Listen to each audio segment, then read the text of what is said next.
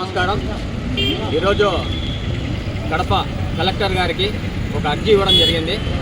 ఆ అర్జీ ఏమంటే మైదుకూరు మండలంలో నాగిరెడ్డిపల్లెలో శ్మశాన వాటికకు వెళ్ళే రోడ్డును, అలాగే ధోబీఘాట్కు వెళ్ళే రోడ్డును దాదాపు ఆ నాగిరెడ్డిపల్లెలో 100 కుటుంబాలు రజకులు ఉన్నారు.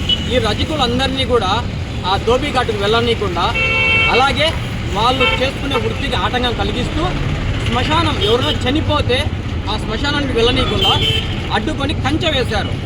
ఈ విషయమై కలెక్టర్ గారికి తెలియజేశాం. ఎంఆర్ఓ గారికి వెళ్ళి కలవమన్నాడు. వెళ్ళి కలిచాము.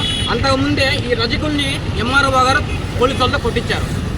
మీకెందుకురా, మీ పని మీరు చేసుకోండి, మీ ఒక్కరికి ఎందుకు, మీ అందరికీ లేని సమస్య నీకు ఒక్కడికి ఏంటి అని.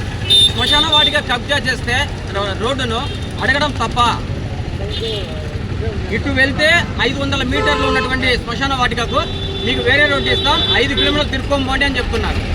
ఇది ఎక్కడ కులాభిమానం అర్థం కావటం లేదు.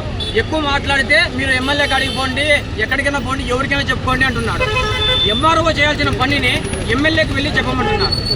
మరి మా మండలంలో మండల అధ్యక్షులు కానీ, మండల సుప్రీం కానీ ఒక ఎంఆర్ఓనా, లేదంటే కన్నా ఎమ్మెల్యేనా? ఎమ్మెల్యే ఎవరు చెప్తారండి? ఇరుపక్కల ఏం చెప్పగలడు? అది ఏది న్యాయం అయితే అది. ఆ సర్వే నెంబర్ 3లో 11 ఎకరాల చిల్లర గవర్నమెంట్ ల్యాండ్ ఉంది. మరి దాన్ని 2 ఎకరాల చిల్లర పట్టాలు ఎట్లా ఇస్తారు? మరి ఆ పట్టాలను క్యాన్సిల్ చేసి వాళ్ళకి రోడ్డు ఇవ్వండి. 80 సంవత్సరాలుగా ఉన్నటువంటి రోడ్డును ఈరోజు ఎట్లా మీరు కబ్జా చేస్తారు? కబ్జా చేస్తా అంటే పోలీసులు కానీ, ఎంఆర్ఓ కానీ సైలెంట్గా చూస్తూ ఉంటారా? అంటే ఇది కులాభిమానమా? అడిగితే కొట్టిస్తారా? ఇది ఎక్కడి న్యాయం? రేపు ఎవరు చనిపోయినా వెళ్ళాల్సినటువంటి ఇండ్లు శ్మశానం, ఆ శ్మశానాన్ని కబ్జా చేస్తారా? 11 ఎకరాలు ఏమైంది? మరి చనిపోతే ఆ ఊరి వాళ్ళు ఎక్కడ పూడ్చాలి? ఈ భూమి మీద పుట్టిన ప్రతి జీవరాశి చనిపోతే వెళ్ళాల్సినటువంటి ప్లేస్ శ్మశానం. ఆ శ్మశానానికి వెళ్ళనీయకుండా మీరు కబ్జా చేయడం ఏంటి? మరి దీనిపైన ఎవరు కూడా ప్రశ్నించిన వాళ్ళని కొట్టిస్తూ మీరు ఏం సాధిస్తారు?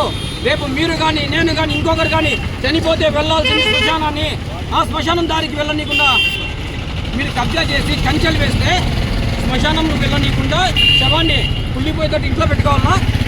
దీనిపైన తగు అధికారులు ఎంఆర్ఓ కానీ, లేదంటే కనుక ఆర్డీఓ గారు కానీ, కలెక్టర్ కానీ, డిఆర్ఓ కానీ స్పందించకుంటే రేపు సోమవారం కలెక్టర్ ఆఫీస్ మీద ధర్నా చేస్తామని కూడా ఈ సందర్భంగా హెచ్చరిస్తున్నాను.